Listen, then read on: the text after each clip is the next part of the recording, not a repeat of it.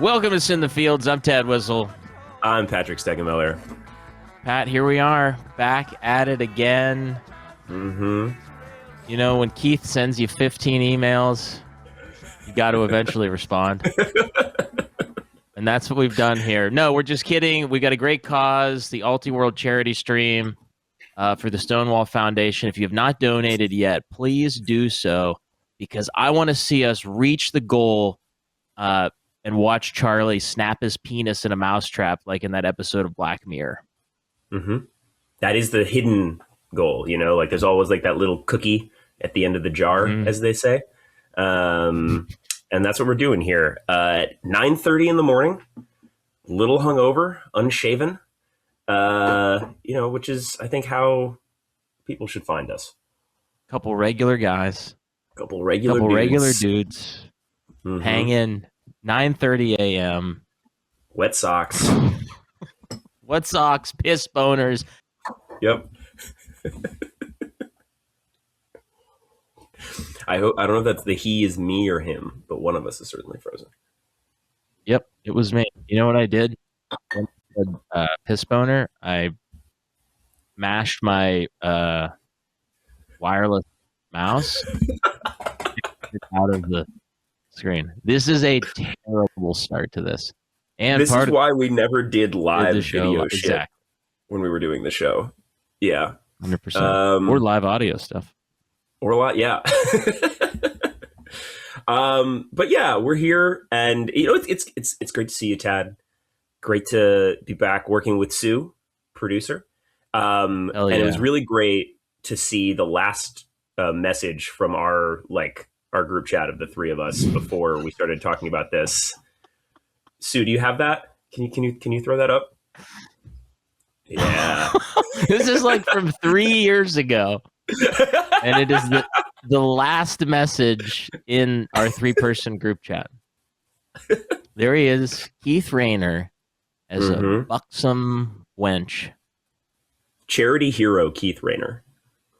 And I think that this image it asks a lot of questions. But specifically, it asks the question, would you rather your friends were talking about you in secret or not at all? And I think only Keith can really answer that question right now.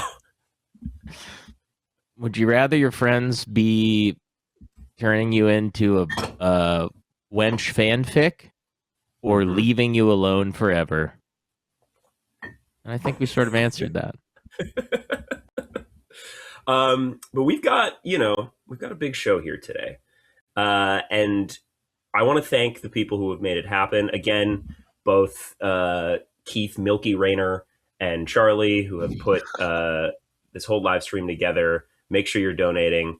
If we see the donations come in, I think there's some stuff we have to do when people donate. Sue will let us know. We have to put our whole fifths in our mouth or churn a bunch of butter in a corset. Who knows? But we also want to thank some of our, admittedly, I would say this, probably 2 of our biggest supporters of this whole thing who really went above and beyond to make this happen this morning.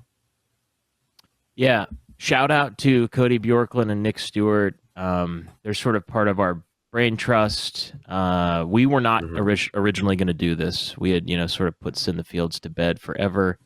But with the support of those 2 guys, who've really kind of been, the inspiration and the encouragement behind the scenes, we were able to do this. So shout out to Nick and Cody. Thanks, guys. Yeah, they actually went to some might say extreme ends. Others might say just putting your money where your mouth is, and chained themselves to the radiator in Charlie's apartment building, refusing food, drink, or sex from Charlie until he accepted putting us on the docket. So thanks a lot, Nick and Cody. One love. That's how much this show means to those 2 guys. Yeah. What else what's going on in the Frisbee world since the last time we talked? Great question, Pat. I'd love to know because I have no idea. We're in the sort of the peak of postseason, fat season, holidays. Season's over for everybody. It's especially now that Beach Nationals or Beach Worlds, I should say, has concluded, which I think we'll touch on because there's some juicy morsels from that. But I find myself in the searching for meaning and doing anything to feel something part of the cycle right now.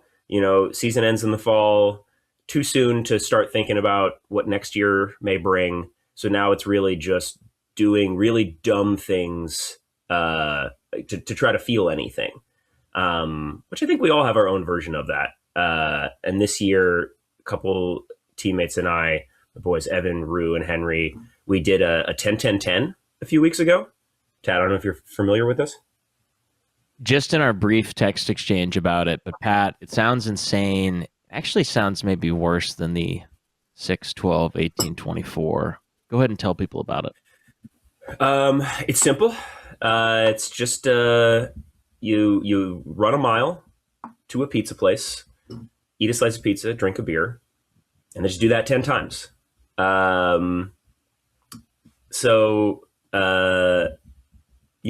Just clean, good living, exercise. At what carbohydrate point intake did you realize, oh my God, what have I done?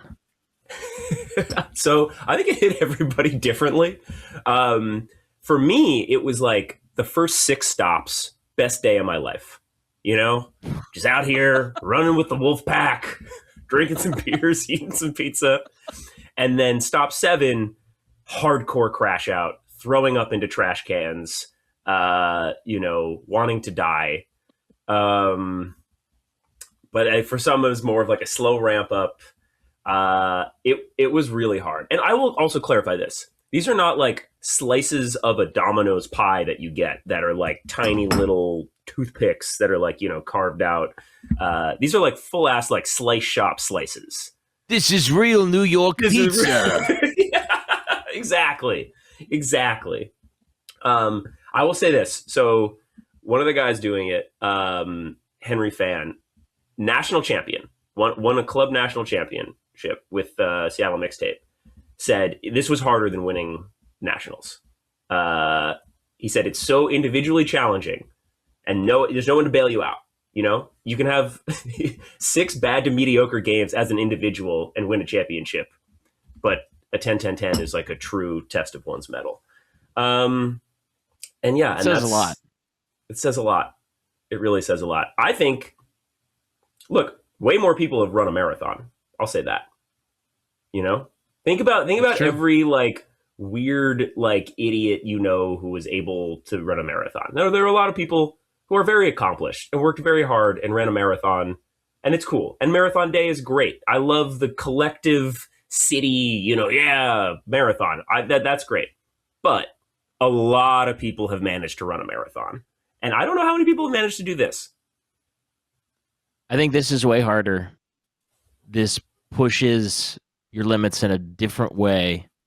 My question, Pat, is at the end of it, did you feel like you were ahead or behind in terms of like calories consumed? Were you like, okay, I did this, I ran 10 miles, and now I feel fatter? Yes. Way okay. Behind in terms of calories consumed. Depending on how you're characterizing ahead or behind. But it's like, yeah, it's like you feel very tired and sore, but also fatter. Okay, that's like the worst combination of things. Yes, correct. It's the bad part of like the graph, like the wrong quadrant to be in. Bottom left. We just got a pet cam donation from Micah. So if anyone has a pet available, I have a pet available. You have a pet available? All right, hold on one sec. I'm gonna go get the dog. I don't really have a pet. My wife and I we're petless. We have a Roomba. So we love the robot, he says out loud to no one. Oh, there we go. We got the dog, pet cam. Mm-hmm. Yeah. How's little piggy doing? She's good. She's like really cold and hates the winter. And that's it. And now just 3 to 5 more months of this and we're good. Hasn't been snatched by any birds of prey while out No, but yeah, I don't know if we've talked about it on Send the Fields, but some hawks will like case us as we're at the park doing stuff, which is not like I hate raptors now. I hate hawks. I hate eagles. Yeah, I hate them. And Would you shoot I'm like, ooh, not in the city.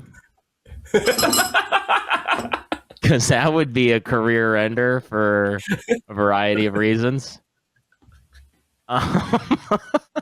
Wait, maybe I misunderstood the question. Defends his pet. There are like audio cannons you can get, like sound guns, but I think it also messes with you and also certainly your dog's ears if you're like a ray gun in a movie. Right. So that's not a perfect solution. And then to open carry that around town with my dog would make me the guy who open carries a sound gun. Although you would feel like eventually you would like thwart purse snatching with that or get shot. Right. You know, you flash the audio gun and get shot. So you're in a tough spot, basically. There are no easy solutions available to you to this situation. So have you done any sort of, or you heard of any, or if you're in the chat right now, anyone who does the sort of existential, really dumb activity postseason to feel something, let us know. And maybe we'll do it. Not now, probably, but certainly not now. If you donate $1,000, I'll do it. Maybe. Boy, just really quick. Make it up, and make it crazy. Wow, I can see just the asking strangers for money on the internet can really lead you to do a lot of stuff pretty quickly. I can see how this happens. Don't let that stop you, strangers on the internet. Speaking of strangers on the internet, Dan Prentice in the chat. What's up, Dan? Daniel?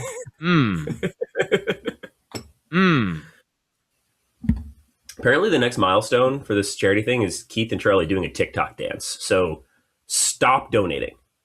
Whatever you do, stop donating. Put that credit card away. The world does not need that. They got to be in the same room, right? Are they going to do it together? Presumably. And Keith will, of course, have to be able to. There's the corset limits his movement a little bit. That's right. Right. There it is. I mean, who doesn't want to see that do the? I can't even name a TikTok dance anymore. Is it just me, or is the picture getting hotter every time it goes up on the screen? Well, I don't know. We did not make it for this, and I'm sure it seems like we did, but this just was the last thing in our group chat before Keith asked us to do this, and I'm sure he's regretting it right now. What else has been going on? I played an indoor beach hat tournament last weekend. Yeah. Okay, indoor beach, sand. Yeah, Pat. I mean, you said super small thing. Yeah, it was like it's been a while since I've played a true, like, for the sickos kind of like resin hit Frisbee event where it was like, it's like on beach volleyball courts. They couldn't move the poles. They could just take the nets down. So it was like, you're like playing, like the fields are like in between the poles, super small. Half of the like captain's packet they turned out ended up not being right. They changed it. It was like pure hat tournament energy in that sense, which was good because it's been a minute. And like, man, hats are just a lot of fun. And I kind of forgot that. I lost that a little bit. Love a hat tournament. Right. I lost what mattered a little. Like you're just not like there was just like a 55-year-old dude named Bill on our team who I had never met before, and by the end of the day, every time he says anything, I'm just going dollar bill, y'all. Like you just build. You really build that. I was always impressed by your ability to win sort of like hat or draft events at like a way above expected value rate. Like you were winning draft summer leagues, you do great at hat tournaments. How did you not get so horribly frustrated at people on your team that you just imploded the whole situation? Because I feel like that is often what happens at hat tournaments, is like someone freaks the fuck out about the, you know, the skill gradient and implodes the whole team. But from what I can tell, you at least mastered the ability to like rally a bunch of people who come from all different Frisbee skill levels and backgrounds towards a common purpose. I have done that though, for sure. Like I've eaten shit and made an asshole out of myself at hat events. So like, let's, you know, it's very kind of you to say, but it hasn't all been roses. Right. But the fertilizer that was laid down has led to a couple roses that maybe now we can prune and pass out. For a run to the roses, Pat. That's exactly give those right. Roses to the wenches out there who, wouldn't you love to just give Keith a rose? Maybe steal a little kiss. Sorry. Anyways. Yeah, it's easier to go into battle when you know you have Keith, wench Keith at home with a frothy pint of ale waiting for you. I'd like to think that's just milk in that stein. It's just even still alcoholic milk that Keith is gonna pour down your gullet after a hard day at the sand volleyball courts where you're playing an indoor beach hat tournament. Yeah, no, I think the thing that I always try to do at hat tournaments and in leagues is put people in a position where they can contribute and not kill the team. So people in draft league would always dog me for running zone, but when you have people that can't play person defense of any kind, you know, they learn how to play the middle and side of the wall, and they learn how to mark. And then, my God, on a turn, they could catch a goal. Jesus Christ. Yeah. So, you know, I just try to do stuff like that. And, that's it. And here we are. And now I never have to spend the mental energy ever again thinking about these strategic Frisbee decisions. You know, that's the beauty of it, Pat. That's the beauty of it. I don't think I have quite yet gotten to the level of like rallying everyone around into their role and like coming up with this unit, but I have gotten better over the years. As you know, we're reflecting now. We're looking back. You know, you're retired. I have told everyone I'm retiring from club. We'll see. This is a 5-year process, by the way, that you're going through. You are at level 2. Because I said it last year too. 2 of 5. I said it last year too, and I did not actually retire. So my word is meaningless. Pat is nowhere. Listeners, viewers, Pat is nowhere near retiring yet. So don't worry. He's still gonna be. He's just bullshitting himself. He's not being honest with himself. Well, I'm certainly going to play Masters. And that's okay. I'll say that. Yeah. Why wouldn't you? You've earned Masters. Totally. Dude, okay, we can maybe derail everything and talk about how awesome Masters was last year. Masters is so sick. But looking back, reflecting, I think what I have learned to do in a hat type environment where I'm maybe feeling a little frustrated about something a teammate did is instead of, you know, making big arm gestures or like, or, you know, like screaming at someone, which I've done earlier in my life. What I do now, but this will be the telltale sign, is I start bidding on the mark a lot, you know? Like instead of like dealing with it in a healthy way, I just sort of slam my face into the ground and get it out that way. Look how much Pat cares. Right.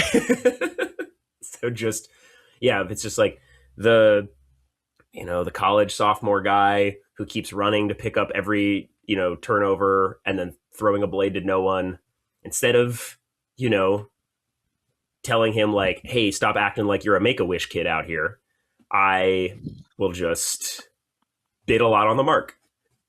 And it really, you know, it's a way to process the feelings. What a horrible Make-A-Wish that would be. Yeah, you know what? I'm terminally ill, but what I really want to do is I'd like to carte blanche be able to turn it over at a hat tournament. Is that something that you guys could you make that possible? I have a less sad version of this. Is there has been talk of there's like a D-line cutter on Blueprint who has always wanted to know what it's like to handle in a zone.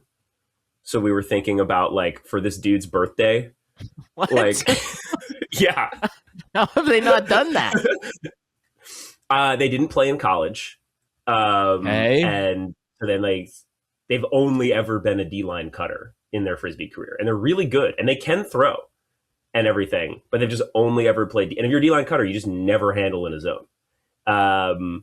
So we were trying to put together for this dude's birthday, like, can we get 13 dudes and just let him run 20 points against his own D? Trap his ass and Right. make it like miserable. Make it like the make it like the fight scene in Cool Hand Luke where Paul Newman fights George Kennedy and keeps getting his ass kicked. Or like the Florida United Sockeye game from 2017 Nationals, where he's just coming in. They should build a bronze statue to that Florida United team in Colorado Springs. Sarasota. Oh, in Colorado Springs. Oh, like put it in the Hall of Fame. Yes. Yeah. Yeah. But no, it was fun. Beach, man. I feel like there's a future for me where I end up playing a lot more beach. Did this really feel like beach though? In a still wind, because you've never played in still wind on sand, right? So did it feel like beach, or did it feel like messed up indoor? It felt more like beach because everyone was still very slow, and because it was very tiny fields and you're playing threes, you basically are only throwing like blades like straight into people's slopes. That was more or less the only way to score. Nice. Which was fun. And yeah, it was good. I also say it was at an indoor volleyball facility that we were sharing, and the other half of it was what appeared to be, and this is like it was like kind of deep into Long Island. So it was shared with what appeared to be like a middle school, early high school girls softball team's like Christmas party. But it was pretty much like the girls were like playing volleyball kind of half-heartedly while their parents got to get together and drink. Like it's very clearly like this was like the parents driving it of like, oh yeah, we're going here, and like, yeah, they'll do the volleyball thing, I guess, or whatever. And so it was a bunch of like everybody was Italian. And it was a bunch of everybody was Italian. And so it was like kind of gussied up like Uncut Gems Long Island moms who all brought their like vat of penne, and then they're like kind of gabbing, and then like these Italian dads who like brought cornhole to play like inside, getting kind of hammered, and like the frisbees are like going out like towards them or whatever, and they'll be mid thing, they'll be like, oh hey, oh. Ah, you good. On here. Hey, I'm going on here, but forget about it. You good. Which was great. Yeah. I mean, that sounds fun. I guess, so they were struggling with the, is this a beach atmosphere as well? Right. Because you could take cornhole to the beach, but you're not going to take heavy Italian food to the beach. Like, hey, everybody, grab some stuffed shells. We're at the beach. It was a slice of life, though. It was getting exposed. Yeah, that sounds fun. Is it annual? Are you going to do it every year? This was the first year, so we'll see.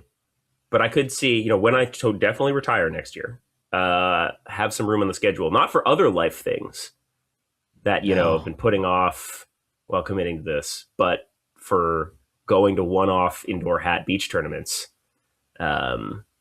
So that I don't know what. And that, folks, they don't know how else to be. That is the greatest indicator of how far from retirement Pat actually is. Nice. Yeah. We've got a comment in the chat. I think a donation saying, if Pat could do the TEMPER cheer as Tad does them, that'd be great. Thank you for your service. Well, for starters, I'm not even quite sure. What chat? Sue just pinged this to us. God damn it. All right. I'm assuming I can't access the YouTube chat, so I don't know. Unless Sue is doing some sort of, trying to pull the wool over our eyes and pretend that there's, dollar paying anonymous donors who are doing this, where Sue's just trying to puppet master us like some sick fuck. I see it. All right. I'll do whatever. This is Keith's night. I don't understand what this person is asking for. They want me to do the letters as Tad does them? So both of us doing them? I guess. Okay, ready, Pat? Mm-hmm.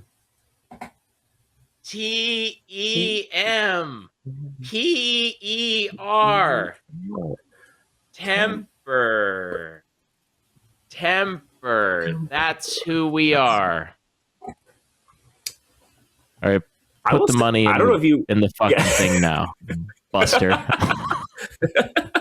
You sick freak. I don't know if that cheer format has caught on with the youth.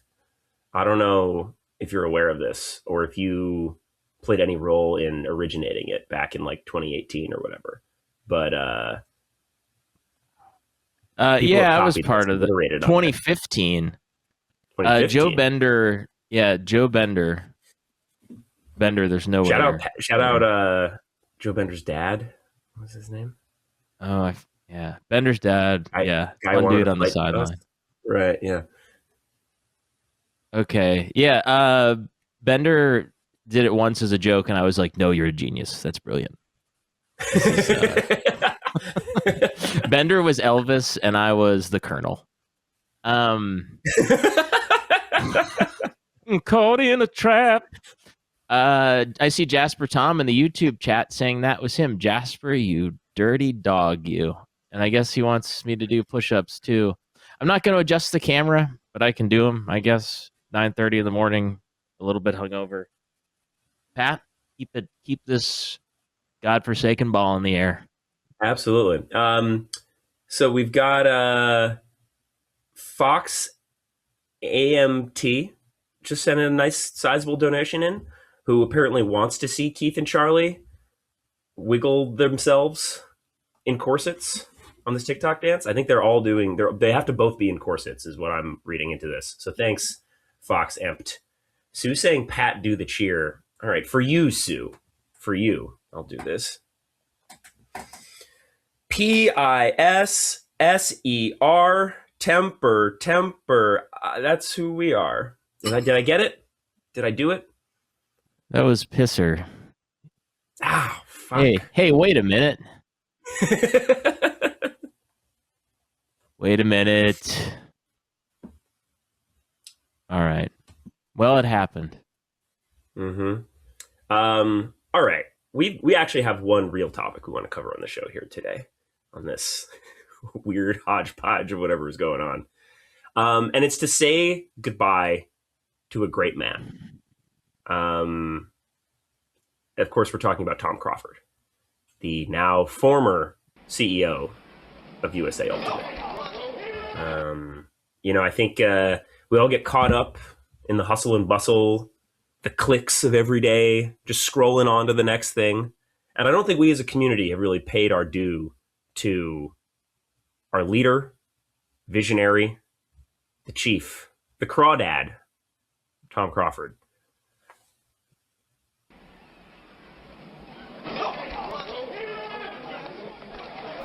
Tom, thanks for meeting.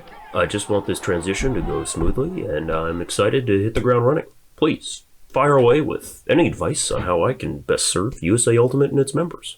Get him 3 loaves of bread, a couple half gallons of milk, and some soup. Thanks, Tom. Who are you talking to? I don't want to be a product of Spirit of the Game. I want Spirit of the Game to be a product of me. Okay, let me grab a pen here. Years ago, we had Buffalo's fall tournament. that was only a way of saying we had each other. Yeah, I miss April a bunch, and I wish it was still here. Who was that? The Atlantic Coast teams were real headbreakers, true psychos. They took over their piece of the big picture. 20 years after a Metro East player couldn't get a fucking job, we had the Callahan.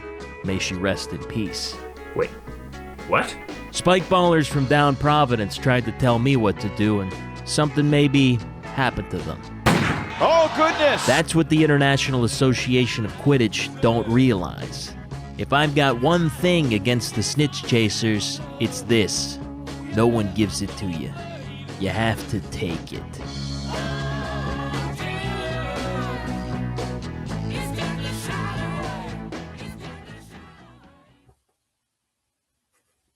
Wow, a seamless transition of power as far as I can tell between Tom Crawford and new guy. Thanks, Sue, for uncovering that. That was found footage, by the way. It's right. Real. Very real. Yeah. Mm-hmm. Don't you want, and it's like we ball bag Crawford so hard for getting jerked around, willfully or otherwise, by the IOC forever. But now that he's gone, don't you sort of want a CEO that, almost got killed by the mob when he was a teenager? Like, all things being equal, wouldn't you rather have the guy who was almost thrown out a window by the Providence Mafia? Yeah. In the rough and tumble of nonprofit sports management, you want someone with that skill set. Were there some missteps along the way? Sure. No. Oh, sure. Beach of Dreams, something that I think, look, in order to appreciate the greatness of any historical figure, I think we have to reckon with the flaws, with the red on the ledger, the spots, the ink. Beach of Dreams is there. It's unavoidable. But I think, could some say that it exemplified the sort of culture of cronyism that someone who had mob ties maybe would allow to flourish under their watch? Perhaps. Was it an incredibly tone-deaf thing that maybe showcased why the sport is no longer seemingly able to hold both elite participants and the majority of people who play the sport together at the same time? Perhaps. Did it happen right before the pandemic? But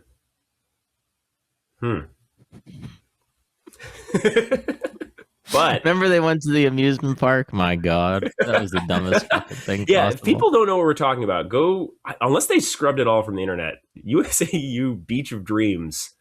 There's like a Kalakovic highlight reel, and then like that image of them all like leaving the hotel together. It was bad.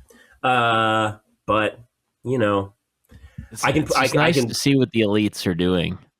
Right. Like, that was the message, was like, check out this slap dickery that you guys free rolled.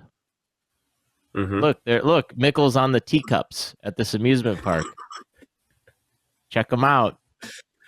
Anyway, but I will say this for Beach of Dreams. In all seriousness, it did lead to one of the greatest pieces of art of all time, and that was the Song of the Summer 2019, Horny Fucking Frog by Blake Shelton. I wish we had it queued up. We don't. But it was pretty incredible.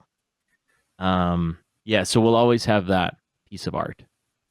Mm-hmm. I'm seeing in the chat here from Sue. Sorry, go ahead, Pat. No. We can't. Seeing in the chat here. Song of the Summer. I'm seeing in the chat here from Sue. Tad, please comment on TJ Watt's situation. All right, that's from Hardy, who made a big donation. Shout out, Hardy. The TJ Watt situation, for those of you following along at home, I guess he got stabbed in the lung during a dry needle sesh at the Steeler facility, which is pretty much like he had a partially collapsed lung and he's going to miss some time. Nightmarish for a person like myself who, waits all year for football and in an already tumultuous season. It's been rough. I don't know what to say, Hardy, other than it's deeply disturbing that could even happen. And now myself and the majority of Pittsburghers, any Pittsburgher who has never done dry needling is never going to do it now. That you think even a person whose body is an impenetrable fortress like TJ Watts, if he can get stabbed in the lung during a dry needling session with like tip-top professionals, then getting it done in a van by the airport means that I could die. So, So it's going to be a tough time for Pittsburgh airport van under the table dry needle purveyors. Mobile dry needling, Pat. It's not just mobile van, right? It's like mobile dog grooming, but with needles that they put in your body. Yeah. Yeah, at the Park and Ride by the Pittsburgh International Airport. That said, if it was the Thursday, if it was the Thursday before regionals, and one of my teammates had, could 10% better chance of getting onto the field, like, and they're good, then of course, bring the van around back, as far as I'm concerned. That's the point of my career I'm in now, I mean, you should do dry needling, Pat. Right. Me, of course. Why not? I don't know. What else do I have to live for? TJ does it. TJ. Yeah, it's fine. The other Tom Crawford thing I want to say is, okay, we reckon with some of the failures of the regime. Beach of Dreams not working out. Not getting into the Olympics, or frankly, even that close, despite that sort of being the entire reason for being of his tenure. It was the platform of his tenure. But let's talk about the successes.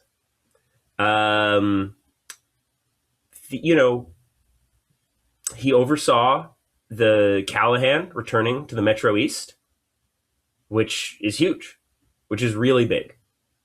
In some ways, like Obama, nominating the first Latina Supreme Court justice, like a similar level, I think, of importance, which is great. He had, I think he put a little panache on proceedings. He got some like live music entertainment during halftime at U.S. Open events, like during the finals when he had his nephew Gorm played at I think it was 2016 maybe. Gorm Crawford came out there ripping. Yeah, who could forget Gorm Crawford's band's rendition of "Lips of an Angel" by Hinder during halftime? You want to talk about art, and I know that Horny Fucking Frog is a high bar, but sort of the 1A under that would have to be Tom Crawford's nephew getting paid $2,000. Good to hear your voice. Say my name, it sounds so sweet. Coming from the lips of an angel. Who knows what? I did that at karaoke semi-recently, actually. Yeah, you told me that. Yeah, so how did it play? I think pretty good. It was open bar, not closed room. Closed room karaoke is fun, but for cowards, and it's basically like you're just on a road trip, all singing in a car together. Open bar karaoke, I feel like, is the only true form in my mind. It was smaller venue. People were trying some stuff out, but I think it went over pretty well. I have a history with this song. Have I ever told you about this? No. One of my true sort of foundational moments made me the person I am today. Okay. Okay. My mind is going in a million different directions. So this was homecoming dance my freshman year. High school? High school. Yeah.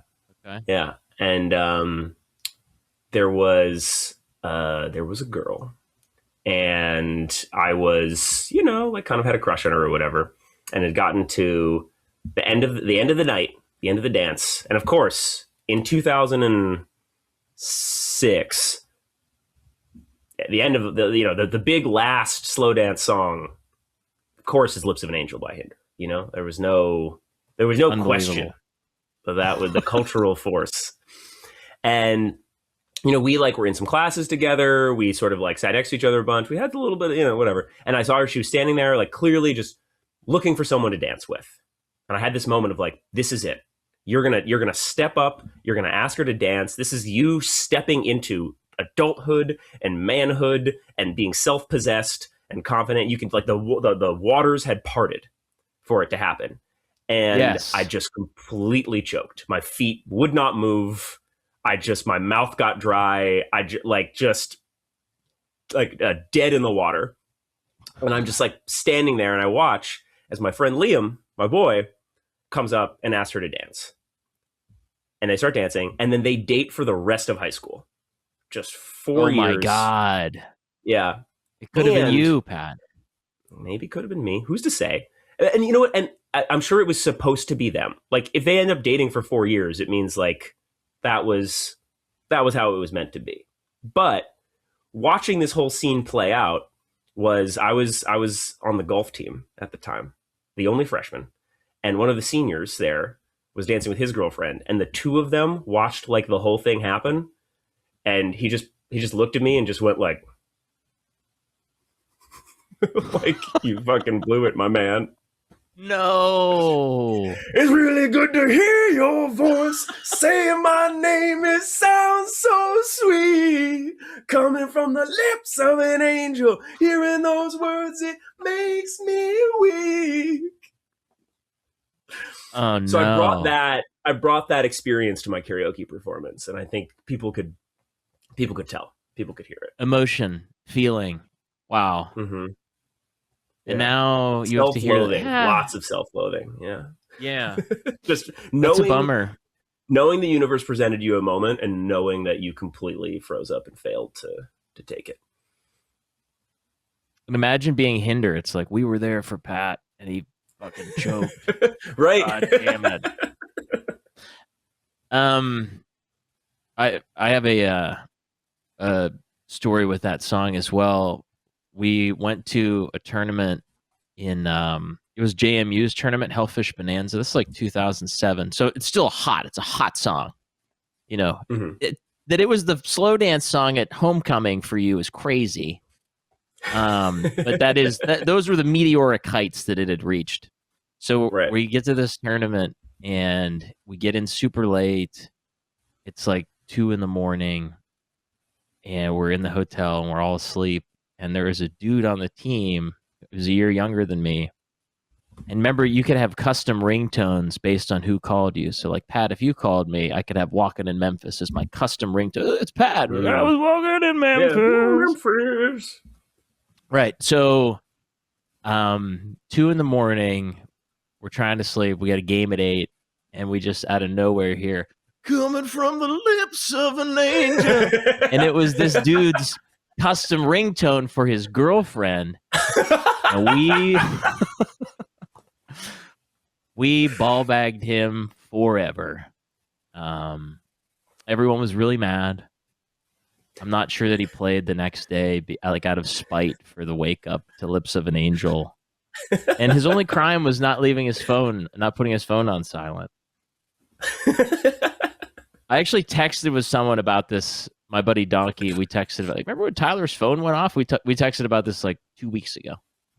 And I'm glad it's back. Hearing those words, it makes me weep. Oh, shout out to Eric and Rector, who both just donated. Thank you. If you want Tad and I to come and sing "Lips of an Angel" at your wedding, $20. $20 donation. Jesus we will do that. But we do all the verses. We do all the verses because we respect it. It's not a joke. And during the bridge, I will bring your grandmother up and we will dance with her on stage. Right. Mm-hmm. a twirl. Destination Oh. wedding in Hawaii. We each lose like $4,000. We get this $20 donation. Yeah. All right. What have we learned here today? One other thing I want to make sure we talk on. So speaking of beach and Tom Crawford and everything, Beach Worlds just happened, and the new administration has some accounting to do. Has to come forth and apologize publicly because the U.S. mixed team did not even medal. Not only didn't win gold, didn't even medal at Beach Worlds.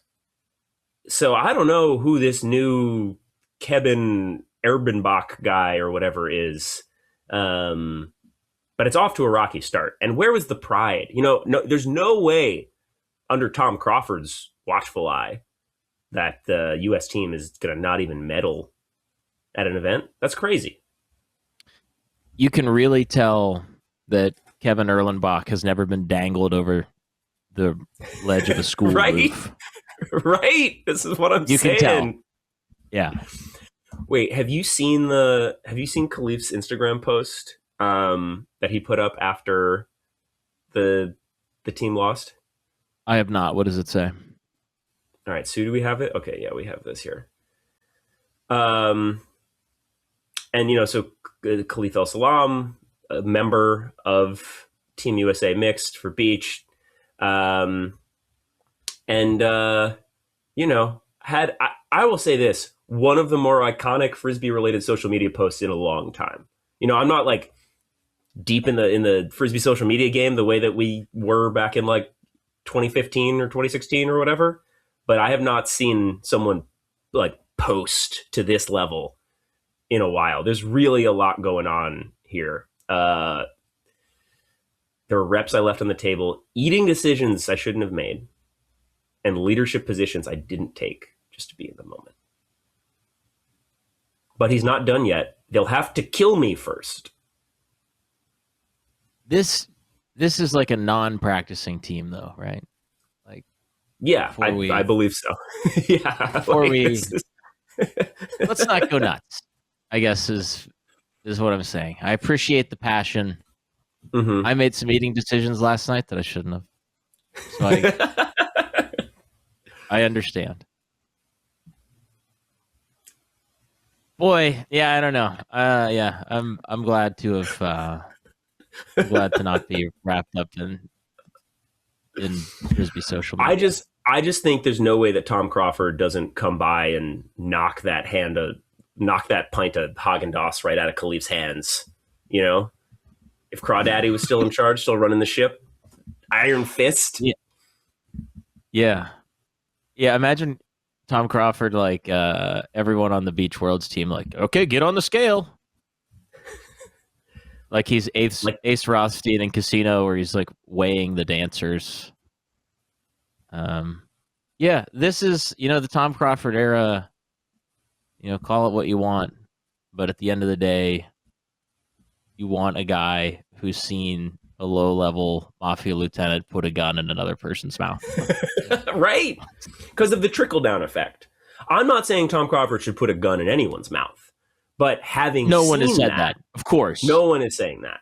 But having seen that, he can maybe, impart some of the positive values of respect, because it's all about respect, down to other people in the organization. So we'll have to see what Kevin can do. All right. Go ahead, Ted. In the chat here, Noah Brinkworth asks thoughts on the mechanics folding. So when I played for the Thunderbirds, we played against the mechanics a bunch. It seemed like they were never able to capture, the like energy and enthusiasm in some Michigan, like when Magnum was good, when U of M was good. They weren't able to recruit all those dudes. And like the mechanics was this never-ending wellspring bit of futility, but the mechanics' existence was a gift. Like it made no sense They were consistently there. I mean, they did like, what, 12 years in the AUDL? They were one of the original teams. They had like the longest losing streak in professional sports, which, I mean, that was like a national story. They've been Right. people on that team, like Brent Steep is a good dude. The owner, and like they've done interviews internationally about that team and the losing streak and then breaking it against the Pittsburgh Thunderbirds. It's pretty incredible. And to keep the ball in the air for that long, I think is cool. I'm